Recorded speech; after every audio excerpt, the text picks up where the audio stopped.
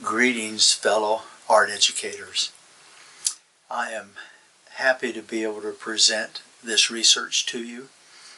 I really need to send it in for publication because I believe I have information that would be very helpful for a lot of teachers who use this process we call blind contour drawing. If you're not familiar with the concept of blind contour drawing, I will try to introduce it to you in the presentation. I've created a PowerPoint that I've shared with in a variety of settings, and I'm going to, since this is a virtual presentation, I will be walking through the PowerPoint on my computer and recording that.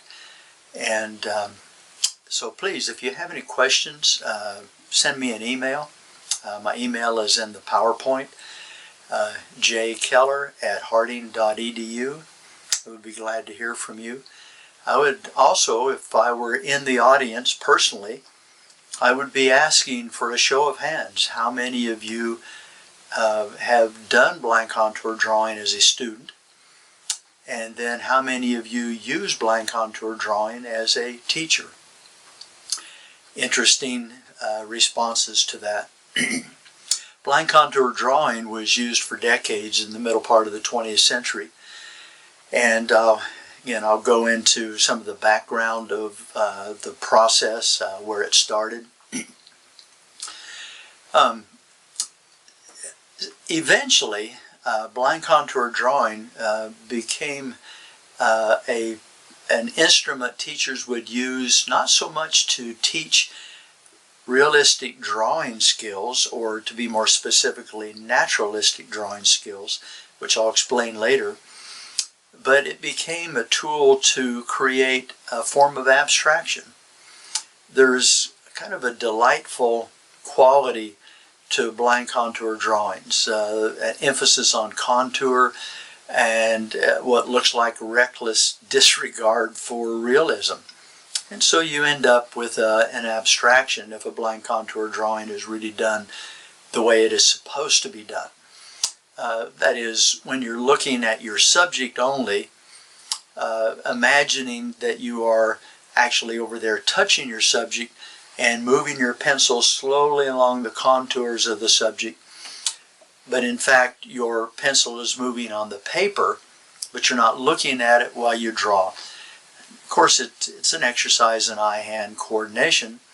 There's some other things going on there, I believe, that are happening relative to training the eye to see and training the hand to... What we're really doing is learning to draw a percept, that is, what you're actually seeing, instead of drawing a concept, what you remember seeing, or an ingrained concept. Well, I will end this part of my talk, and we will move over to the PowerPoint presentation. So again, please let me know through email if you have questions or like to know more. What I would really like to see is someone who's looking for research for master's or doctoral level work to do a follow-up study, because it is really only through repetition of research where you begin to have confidence that you know what the state of nature is. And so, well, yes, I discovered some things about the effect of blind contour drawing, but whether that would hold up with other research or with additional research that was very similar is yet to be seen. So, thank you for your attention today. This presentation is a study of the effect of blind contour drawing on naturalistic drawing ability. If you do have questions about this research, please contact me at jkeller@harding.edu. The inspiration for this research: in a discussion with a group of high school all-state art students, I made the comment that the fastest way to improve your drawing skills is to do blind contour drawing. To which a student replied, "Well, how do you know that?" Apart from the student's attitude when he asked the question, the seed was planted for what would become a dissertation, quite literally. What effect does blind contour drawing really have on my students? And why can some students draw realistically better than other students? First, I need to define some terminology. Realistic. It looks like it could be actual, but a painting or a drawing might be realistic but not actually be drawn from life. Naturalistic technically refers to drawing faithfully that records what is actually seen. For instance, a portrait is typically naturalistic. That is, it captures the likeness of what the person, a specific person, actually looks like. The Natural Way to Draw, a textbook that was published in the early part of the 20th century. Kimon Nicolaides taught at the Art Students League in New York City. And this book was largely written during that time. A photograph of him here. But it was published after his death in 1941. It is one of, if not the oldest textual reference to contour drawing and or blind contour drawing, and it is more specifically known. Blind contour and gesture drawing are prescribed in this textbook, and both of these drawing methodologies have been used extensively across the United States, if not around the world, as ways to approach the teaching of drawing. Incidentally, I have a bookshelf full of drawing textbooks, and I am yet to find any references or credits given to Nicolaides for blind contour drawing, and I have not discovered any references to blind contour drawing that predate this textbook. There may be some, and I would like to know if you do come across any. Well, in blind contour drawing, you touch the edge of the form or project yourself to think you are touching the edge of the form. In gesture drawing, you feel the movement of the whole. Nicolaides had prescribed a regimen of blind contour and gesture drawings throughout the textbook. Well, the researcher for this study made a connection between saccadic vision and realistic drawing. Saccades are smooth visual pursuit movements. The ability to catch a ball is dependent on saccadic vision, aided by binocular depth perception, resulting in the ability to track the movement of a moving ball. Well, a line is often defined as the path of a moving point. In blind contour drawing, the artist's eyes are tracking the edges and contours of the subject while moving the pencil as it follows the movement of the eye. The artist is drawing the percept, if you will, what they are actually seeing, as opposed to a concept, what they remember seeing. It has been observed that people with lower realistic drawing abilities tend to concentrate more on looking at their paper than they spend looking at their subject. Well, blind contour drawing. A quote from The Natural Way to Draw. Sit close to the model or object which you intend to draw and lean forward in your chair. Focus your eyes on some point, any point will do, along the contour of the model. the contour approximate what is usually spoken of as the outline or edge. Place the point of your pencil on the paper. Imagine that your pencil point is touching the model instead of the paper. Without taking your eyes off the model, wait until you are convinced that the pencil is touching that point on the model upon which your eyes are fastened. Then move your eye slowly along the contour of the model and move the pencil slowly along the paper. As you do this, keep the conviction that the pencil point is actually touching the contour. Be guided more by sense of touch than by sight. This means that you must draw without looking at the paper, continuously looking at the model. Well, that's the process of blind contour drawing, and probably a great many of the audience watching this presentation have done blind contour drawings and may require students to do blind contour drawing. Incidentally, a few decades ago, the use of blind contour drawings in class moved from a methodology to improve drawing skills to a method of creating a nice linear abstract quality to the drawings.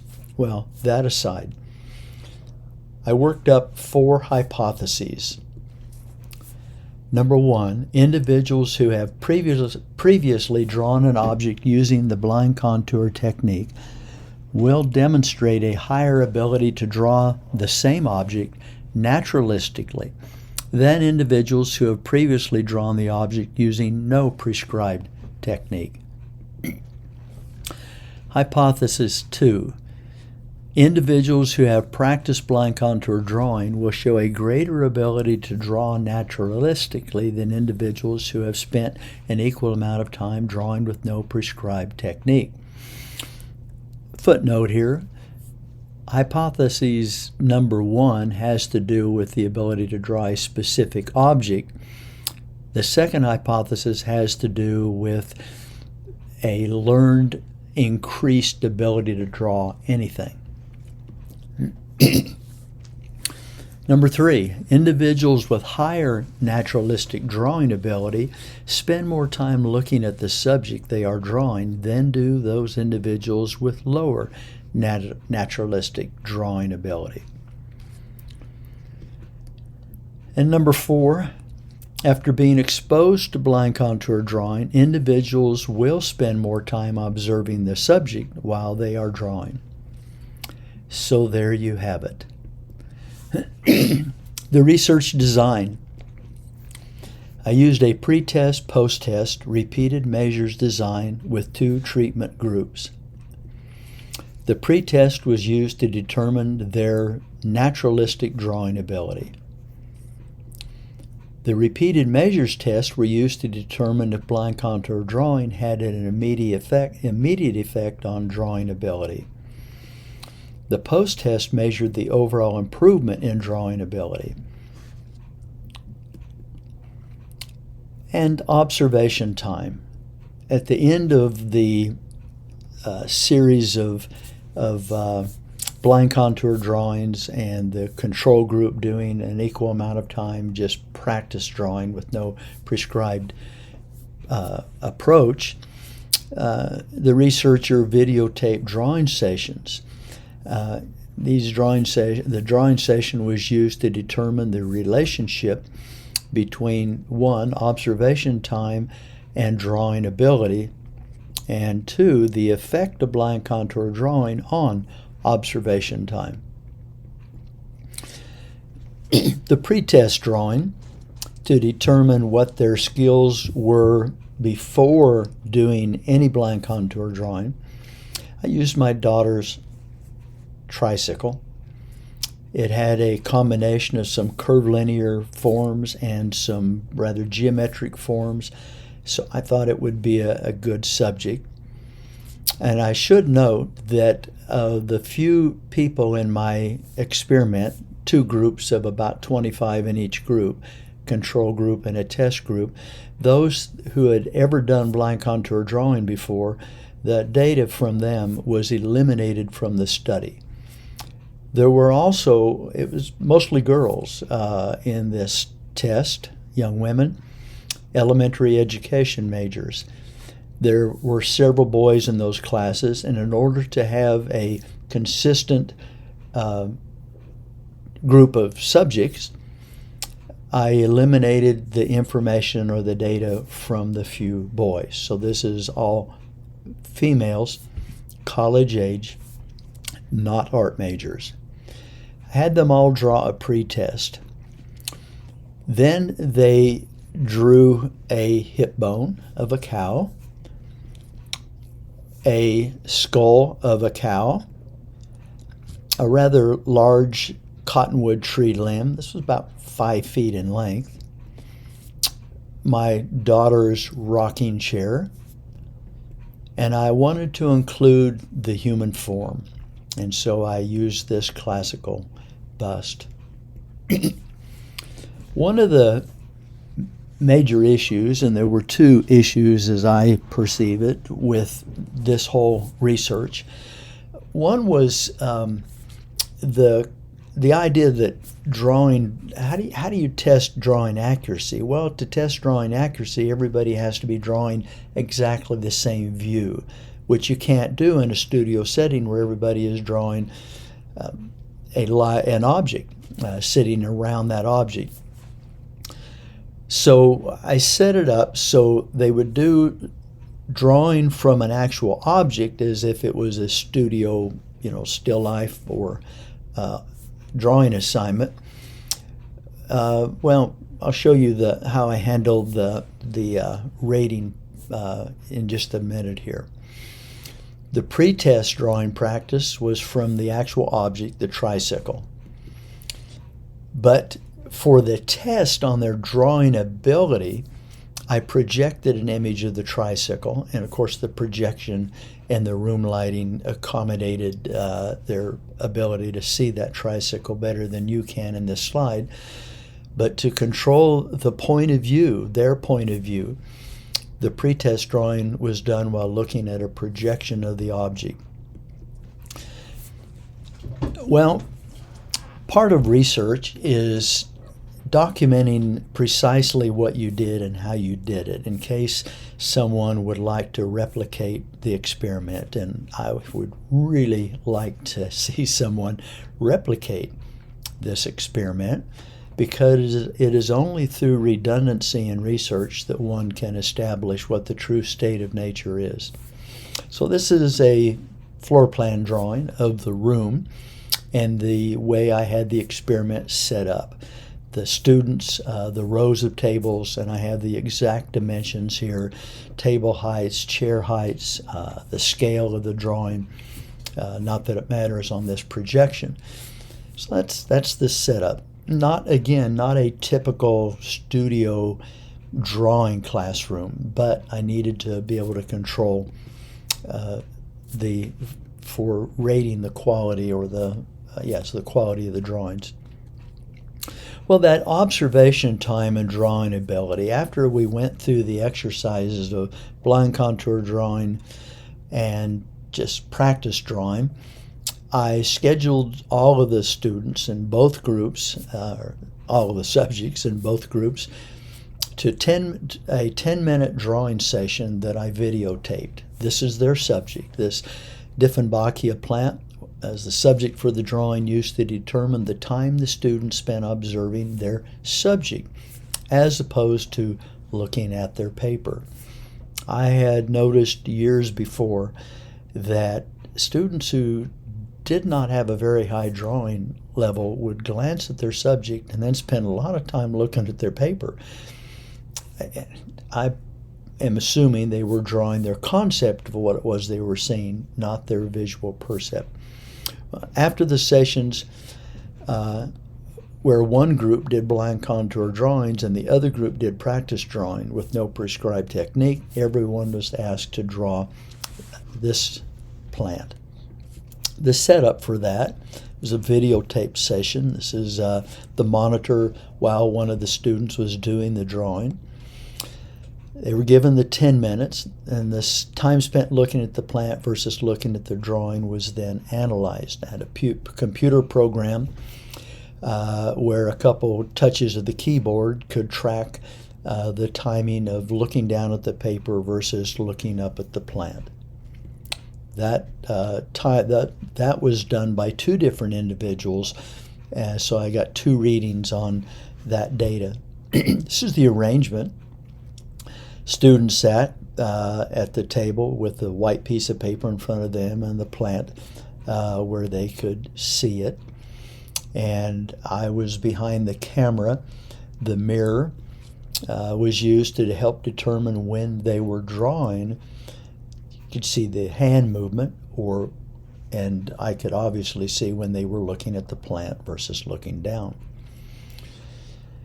So the pretest, local ratings. I divided all the subjects up into global and local areas to to rate the quality of it. This is the second area, problematic area in this research, and it's how do you really tell when you're looking at two drawings which one is the most accurate? Well, in extreme cases, you can tell one drawing is much better than the other drawing. Better, that is, relative to realism. But what if they're close together? Or what if one part, say the handlebar, is accurate, but they really did a bad job on the seat area? And so this is the system I devised. I had key areas of the drawing that the raters would rate the accuracy of by covering up the rest of the drawing with a large black sheet of paper with a hole in it that would allow them to view only that part of the drawing that they were rating. Two artists with high inter-rater consistency were selected and trained to rate the drawing accuracy. I actually started with four, had them do a lot of rating, and then looked at the scores that these four people gave the drawings, and I selected the two who were the most consistent with each other. So their inter-rater reliability was high. A grant was secured to pay them because I felt that paying them I would be more likely to get a really conscientious effort at this job. So in this case, the seat there is circled, and over on the right you can see the mask. Incidentally, I did forget to mention that while the students were doing the blind contour drawing, I had a jury rigged some black plastic that they had their hand under while they drew, which prevented them from cheating, looking at their drawing while they were supposed to be doing a blind contour drawing. There was nothing to look at except the black paper or the black plastic. So trying to, again, control for that unknown variable. Pretest master for rating the drawings. I had a guide that the raters were to use. We're looking at a photograph of that. Well, okay, so what is an accurate drawing? Well, since we're dealing with naturalistic drawing ability, the ultimate realistic drawing would actually be a tracing of the object. Yes, I know, you cringe when I say tracing of the object. But since my raters were comparing the student drawings to the perfect drawing, if you will, or the perfectly realistic drawing, photoreal if you, would be the term, I came up with this system. So the scale, I thought, well, okay, very inaccurate to very accurate, with moderately inaccurate and moderately accurate in between. But then what if my rater couldn't determine whether some part of the drawing was moderately inaccurate or moderately accurate, or between moderately inaccurate and very inaccurate? So I instructed them, if they were uncertain about those descriptors, then give the number in between. So I had a 7-point scale. The raters were instructed to wait 2 days between doing the global rating and doing the group of local ratings. So they did the group of local ratings, waited 2 days, and then they went back and gave a global rating of the whole drawing. The drawings were all shuffled together for the rating, and I used a 4-digit number, the last 4 digits of their Social Security number, to identify which group the drawing went in. But the raters, of course, never knew which group they were rating or which group that drawing would have been in. So that was the tricycle drawing, the pretest. On the bone drawing, and the blind contour group did a 7-minute blind contour of this bone, and then they were given a 12 by 18 sheet of paper on which they drew as accurate as they could the same bone from the projection of the bone, not from the bone itself. They did their practice drawing looking at the actual bone. And the control group spent exactly the same amount of time, but with no prescribed drawing method of drawing. I read from Nicolaides The Natural Way to Draw, the short description that was earlier in this presentation, instructions on doing blind contour drawing before the blind contour group, the test group, did their blind contour drawing. The second object, and this is a series of class periods over several weeks, the drawing test number 2, this is the rating key. So you can see 2, 4, 6 different areas they were to rate, and then came back and rated the overall accuracy. And they wrote their rating score and the ID of that particular drawing on their scoring sheet. For the third test, they drew the cottonwood tree branch, and then they were given the instructions to do the blind contour drawing. The other group given the instructions to just practice drawing for 7 minutes. And then they executed their blind contour drawing, or their attempt at drawing it. So the fourth object was this rocking chair, and you can see the different sections. I tried to find the areas of the drawing that would perhaps be problematic for various students. And the last object was this bust with 4 areas to be rated, plus the global rating. Well, with all of these different ratings, global ratings and particular area ratings, had a lot of data. Well, after all the local ratings were assigned, the drawings were also given a global or overall rating. I've covered this already, but there was a 2-day break between the local and the global, enabling the raters to reset. Some examples of the actual drawings. On the left here is a pretest drawing from the control group, the ones who never did blind contour, and that same person's post-test drawing.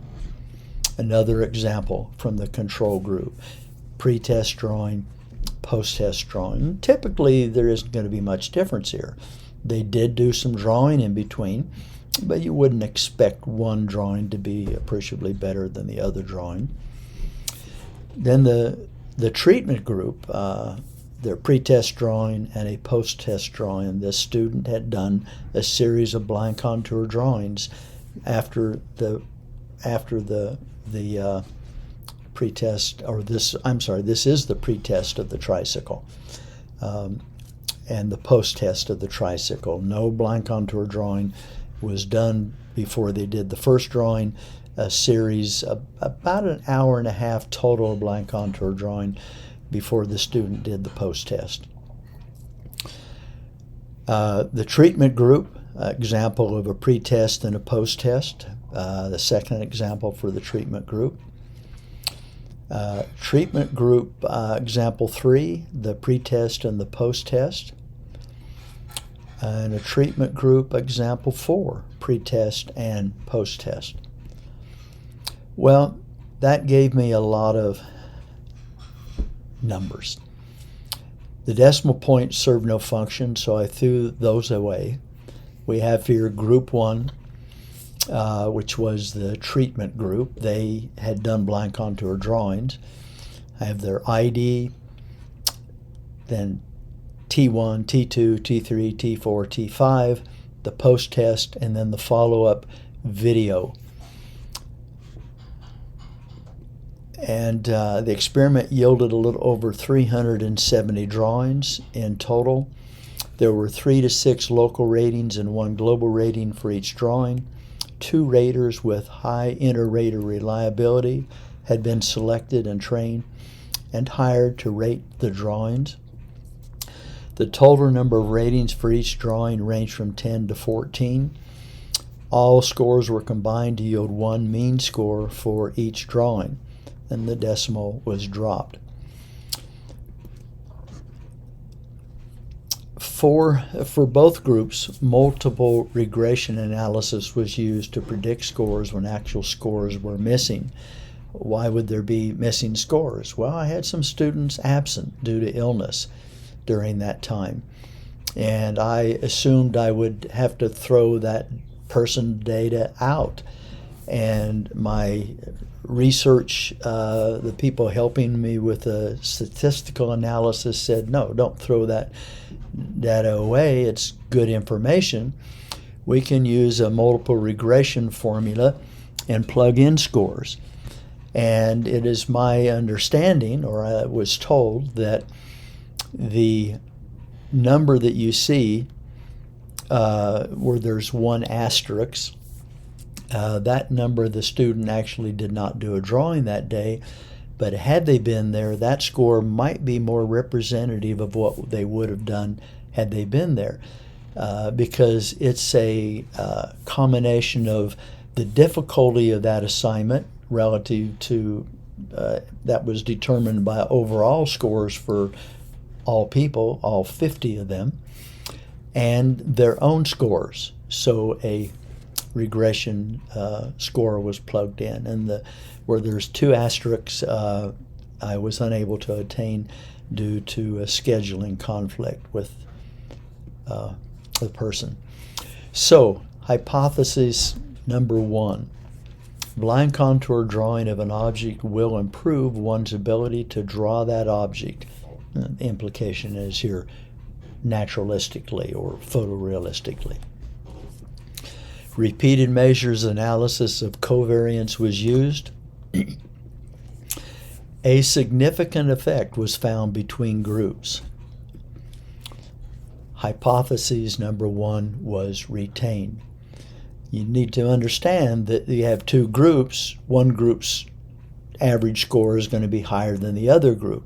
So how do you determine what the cause of that group, that being higher? Well, it has to be enough higher to rule out just flip of a coin or chance. That's statistically significant.